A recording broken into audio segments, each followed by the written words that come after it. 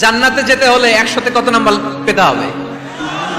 হ্যাঁ, হয় নাই 51। কি নাম তোমার? হ্যাঁ, ফরহাদ। জান্নাতে যেতে হলে 100তে আমার দরকার 51। 100তে কত লাগবে? ফাআম্মা মান সাকুলাত মাওয়াজিনুহু ফাহুয়া ফি আইশাতির রাদিয়া। সেদিন মিজানের পাল্লা যার ভারী হয়ে যাবে সে আনন্দ উৎসবে থাকবে। তো মিজানের পাল্লা ভারী হওয়ার জন্য 100তে আমার কত পাওয়া লাগবে? কত পাওয়া লাগবে?